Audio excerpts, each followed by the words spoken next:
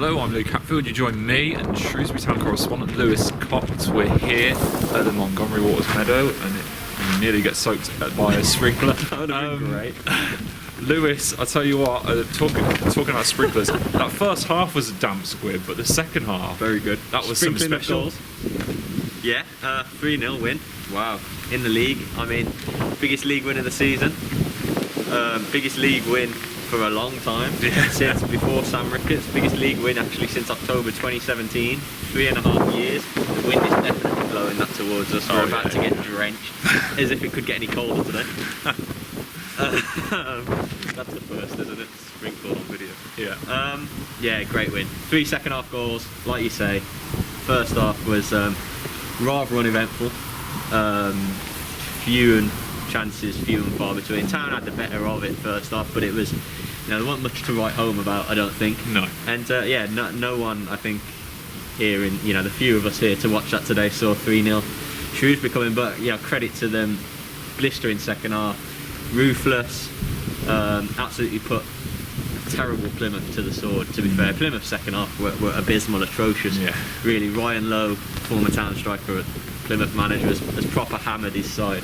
Yeah. Deservedly so, really. I mean, some of the goals were awful. But yeah, Sean Worley, a controversial Sean Worley double, and another beauty from Nathaniel Ogbeta has sent Town back to winning ways after a run of 2 defeats. They just sort of checked their progress and sort of put a little bit of a downer on things in terms of the finish. But no, superb return to winning ways, and it's got everyone locking up now. 49 points, nearly at that benchmark of 50 to confirm safety, but a lot still to be achieved in terms of the teams just above them that they can overtake. Yeah, and Worley today, I mean, there's question marks over his first. The second one's definitely his. Yeah. Although he was helped out mightily by that Plymouth backline. I don't know what happened there. No, neither do I, to be honest. I was typing. It's certainly one they won't want to watch back. The pick of the goals, though, the third, and it is Nathaniel Ogbeta again.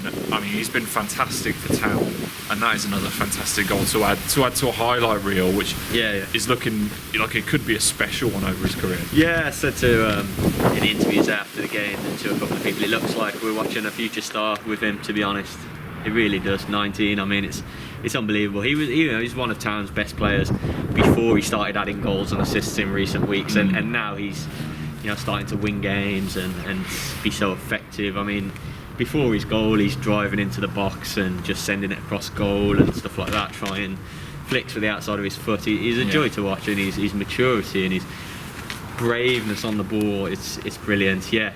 Going back to Worley's couple, I mean, obviously the first goal, 7 minutes after the break, has actually been credited to a Will Aimson own goal, Plymouth defender.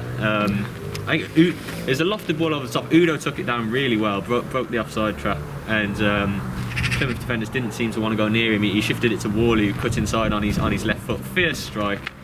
Aimson's sort of thrown himself at it. It's cannoned off him, looped over the keeper and in. It all depends whether it was on target, doesn't it, as to whether it was Worley's or not. I mean, Josh Feller, I don't know if you've seen it on Twitter, Josh Feller, his teammate's been pretty cruel and suggested that the shot was hitting the corner flag, which I'm sure Worley will thank him for, because Sean said to us on interview there that it's definitely his. Aaron Wilbraham says it's definitely a Worley brace. But like I say, it has been credited elsewhere as an own goal, which would be unfortunate actually, because if he gets the 2 today, that's 8 for the season for him, and that's 8 all in the league, which is his joint best league total for Town, back to that playoff season a few years ago, which is incredible achievement and milestone for him. Great double today. His second goal, he finished it really well, didn't he? In the box from about the penalty spot maybe. But I mean, it was gifted to him on a platter, wasn't it? On an Easter platter. By a Plymouth defender. I mean, the Plymouth keeper had just caught a Sean Goss shot. Which I was sort of just typing about, look down, next thing you know, you look up and Worley's finished the ball in the back of the net. So I'll have to watch it back, but I think the keeper's given it short to a colleague, and it's just been a sort of a hospital back pass to a colleague to a teammate that was just intercepted and finished superbly. And Worley's second, Town second, and Ogbeta's goal, Town third, were in the space of 4 minutes, I think, 77 and 81 minutes. So really rounded off the day in style.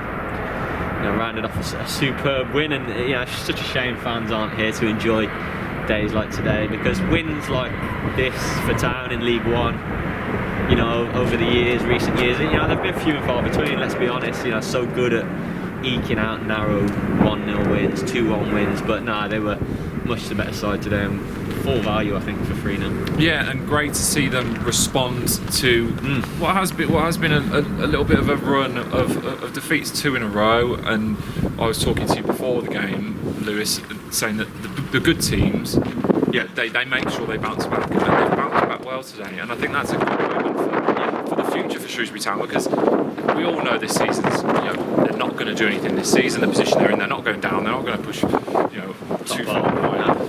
It's all about next season, and they're building some character. And I know there are going to be changes, but it's a good sign, isn't it? To be fair, just on that, I mean, the management and the players will tell you that they've still a lot, 9 games left after today. So there's 27 points, and if they go on another little run starting today, they could finish higher than 3, 4, 5 clubs above them. They're realistically games in hand. We're talking they have, but you're spot on.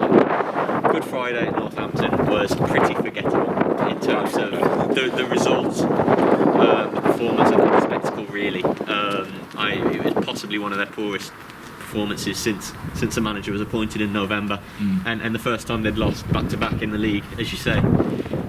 It struck me after the game at Northampton that was quite a pertinent thing amongst the staff and amongst the players, really, that that it was highlighted by Aaron Wilbraham that it's something that Cottrell doesn't like his teams doing. You lose one, you get back on it, you don't let it become 2.